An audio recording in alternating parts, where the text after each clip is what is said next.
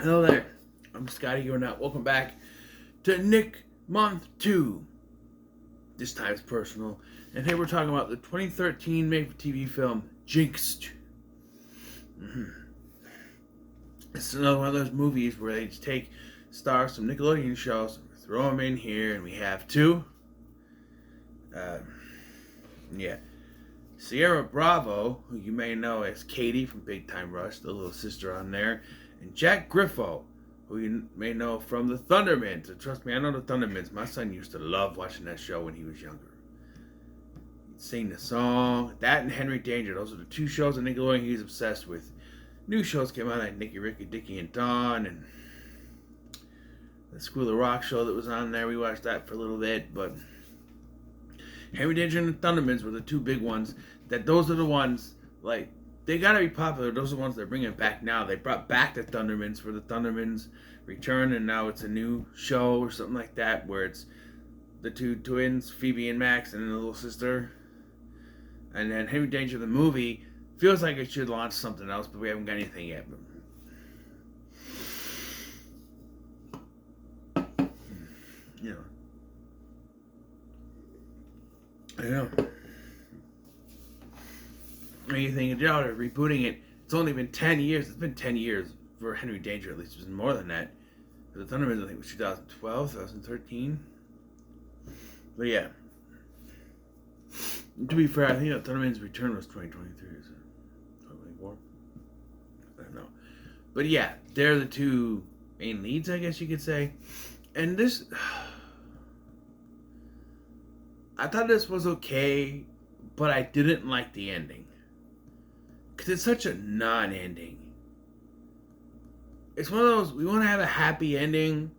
We want to have a message in there.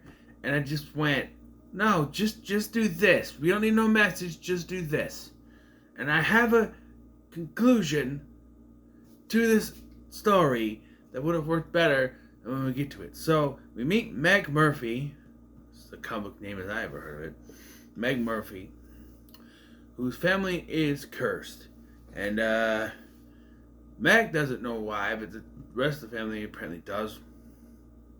And it's her mom, her dad, her little brother, who, by the way, is also known for Cobra Kai. Jacob Bertrand is on Cobra Kai, but you may also know him, or maybe not, from the show Marvin on Nickelodeon, which was airing around the time that this came out. So he's not a Nickelodeon alum. But you might not know that show because no one really watched it. I watched it. The two Lucas Crookshanks things, it was better than Fred. I'm sorry, I found Fred to be very annoying. It was better than Fred. It was fine. I had that one guy. He was the one guy. He played the grandpa. He was on the K&B construction crew on Home Improvement, and he was the neighbor on Grace Under Fire. You see him, and you go, "Oh, that guy." Yeah, he was in it. I think it was Rock. Rock was the character's name on Home Improvement. Rock, Dwayne, and Pete. That would be me. But there was another one too, but those are the three I remember. But yeah, so she's cursed, and a lot of bad luck happens, and this first 5 minutes, their house dies. Basically, there's a whole thing where, like, she's cursed. So they're like, "Oh, you could." I know you don't like bacon, so there's some cereal, and the cereal is way up on top of a cupboard. The only thing I'm thinking of is, if you know you can't go, because they say before that you can't, no such thing as high places. You know you can't do that. Why would you put something high up like that? There's a lot of things with this family where it's like, why are you doing that? Like, that box is up on top of a cupboard, and she's got to use a broom to get it down. And I went, why is it up there? How did you put it up there without dropping it? It doesn't make any sense. It doesn't make any sense. But she's like, "Oh, I could use a ladder or a stool." And I'm like, "Yes, use one of those." she goes through with the broom, and I'm like, well, you're gonna knock it over, which she does. It sure goes over the place. It causes the oranges to fall, and it knocked ice everywhere. Or no, that's not oranges to fall. One orange falls on the baby's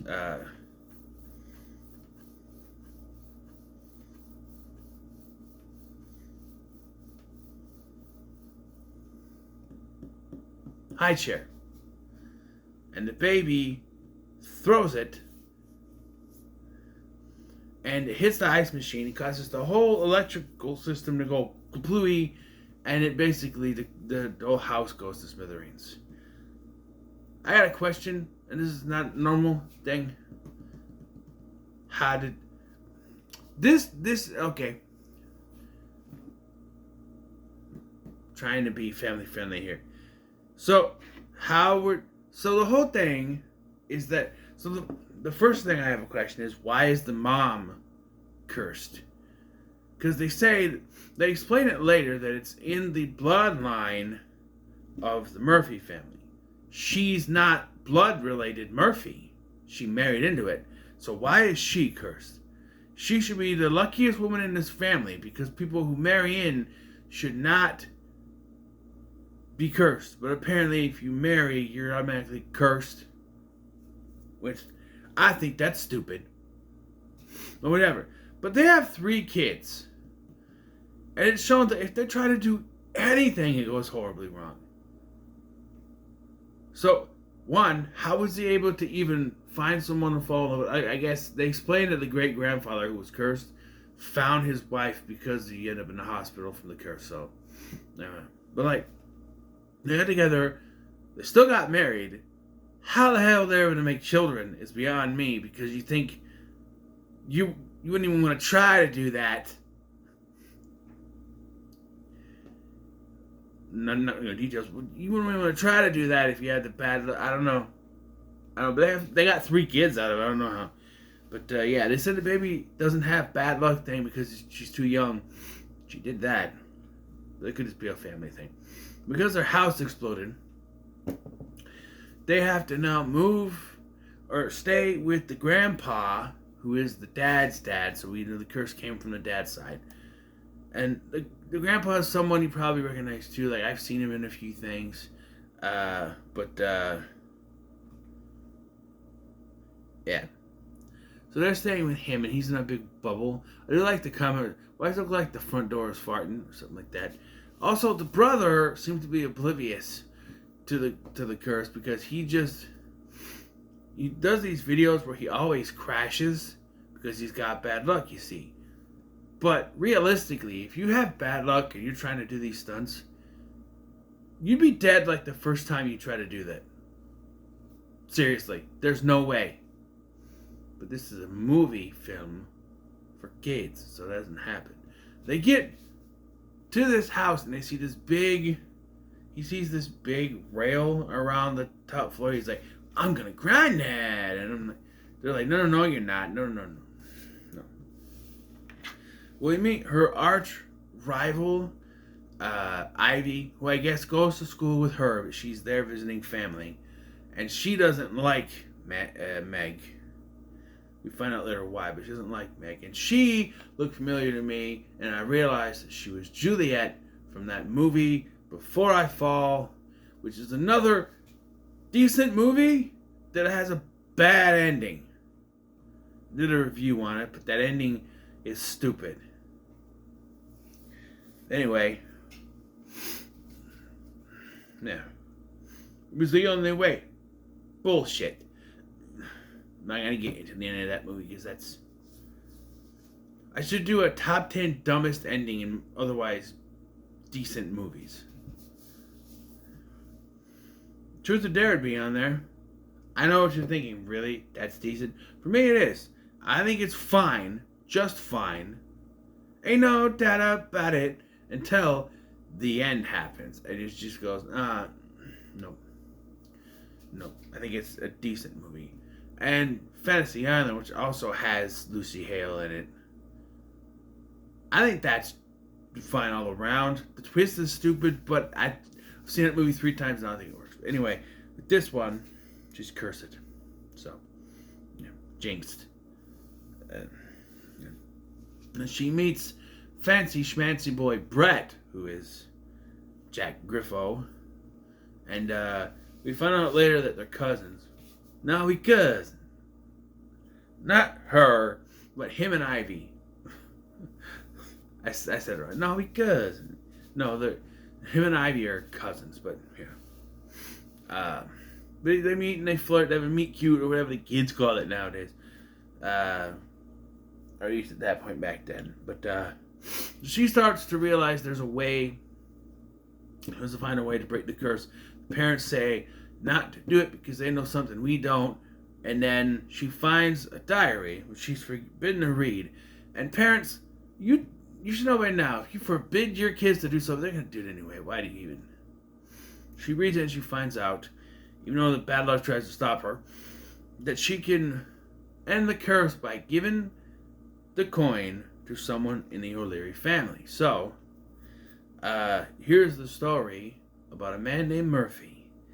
Many, many moons ago, great-grandpappy Murphy was in town and he fell in love with a woman with the last name O'Leary. Well, there was another girl who had a crush on him and she smooched him, and this O'Leary, who they said she was a witch, saw this and cursed him for all eternity with this coin. It was a misunderstanding and ended in a curse, and she never forgave him. But so I'm like, okay, so I know what's gonna happen, right?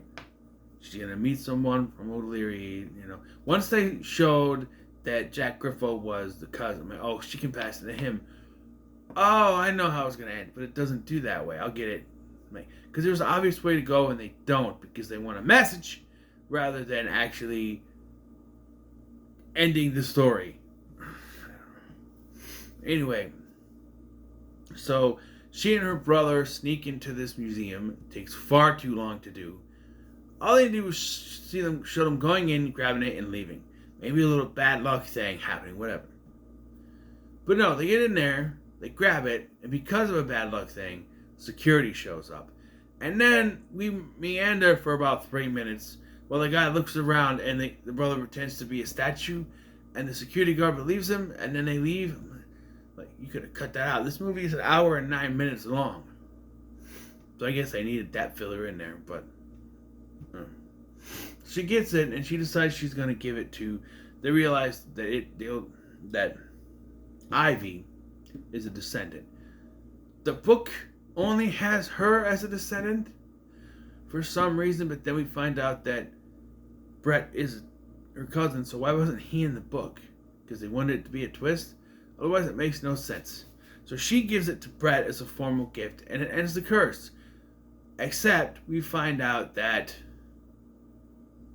it doesn't end the curse, it gives the curse back to the O'Leary family, which makes no sense because they were the ones that gave the curse so they would be immune. But no, the bad things have been happening. So now she has to go get it back from Brett. She figures out that she can get the curse. The curse will go back to her. And I went, okay, they're going to figure out something else, right? Because that's stupid. No. Her and Ivy kind of make up because Ivy reveals that the reason she hated Meg so much is because, and I don't know what, apparently because her last name is Murray and Murray and Murphy are so close, they were always right next to each other. And so, because they were always right next to each other, she always got hit with the curse. Which is kind of counterproductive to the curse, right? You think if it's someone from the O'Leary family, they'd be immune. But they're not, which is kind of stupid. But also, every time I see something like this in a movie or show, I call bullshit. Because schools don't make you sit in alphabetical order. And even then, you're not in every classroom with every student in school. So she would not be in every class with that same person. So, yes, the only thing that really had when I was in school, alphabetical wise, is lockers. Just lockers. That's it. The lockers. We didn't sit in classrooms. I bet we could sit where we wanted in the classrooms. So I don't understand that at all. They even show them at a science lab. No, you absolutely don't need to be next to each other. They pair them by alphabetical order. I don't know. And they make up. Somehow she gets attacked by a monkey, but Jack or Brett is trying to climb this thing to put a flag up or something. So she goes up, she takes the coin back, she gets the curse back, and then they kiss. And I went, there it is. That's it. It's nothing because they kiss, and then we move on. And I went, wait, that was it. That was the way to stop it. Right? No, we're just going to learn the message that, oh, it's okay. I've learned to live with the curse, and I can deal with it. And what the hell was the point of this whole movie then? To learn that lesson? Bullshit. I hate it. I hate movies like that where so I don't like this, I'm going to get rid of it. By the end, like, you know what? I've learned to live with this. And what's the point of doing this movie if we weren't going to progress the story and bring it full circle? It doesn't make any sense. It's all about a message, but it's stupid. And here's what really should have happened. Alright? They fine. Give the coin back, whatever the coin, but he's still cursed. And so she's going to take the coin back, which she does. But then when they kiss, there's something happens where everything just stops. And they realize, hey, that's it. We broke the curse. Because the whole thing earlier with the backstory was that another girl kissed him. So, if a Murphy kissed a O'Leary, the curse will be broken permanently. I know, so well, that's too much for a kid's movie or a teen movie, but it works. It works, and you don't even have to spell it out. It doesn't have to be the whole point of the movie. Like, she doesn't have to read it, she has to kiss him. No, it's something that comes out of nowhere. That way, it's not trying to say that, trying to have her try to force a kiss on him. No, it just comes naturally, and then the curse is broken. That's all they need to do the whole time. Very simple formula, but they rather go for the message ending than anything. And they're going to go to the Grand Canyon. Okay. I do like when the dad's standing there and they're holding hands about to kiss again. And he's like, he slams the door and he's like, I'm right here. I recognize the dad, but I don't know from what. But he's very familiar looking. But, yeah, I'll give it a middle of the road. It was fine. I did not like the ending at all. I feel like the message of, oh, she's just going to live with it and deal with it and it'll be fine. No, that's absolutely stupid. And they should have been a workaround. The kiss thing. And again, you don't have to spell it out in so many words.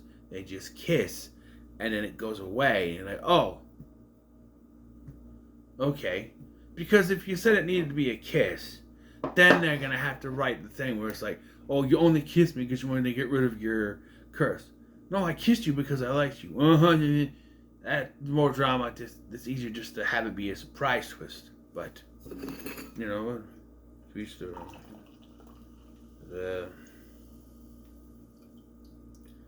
but yeah. So, strawberry watermelon. Very good. So yeah, it's middle of the road. Middle of the road. It was fine for what it was, but I just didn't like the ending, right? But so what are your thoughts on Jinxed? X? Let me know in the comments below. Make sure you like, share, and subscribe. How else would you spell it? Share and subscribe. Thank you for watching. I've been Scotty, and I'll see you in the next one.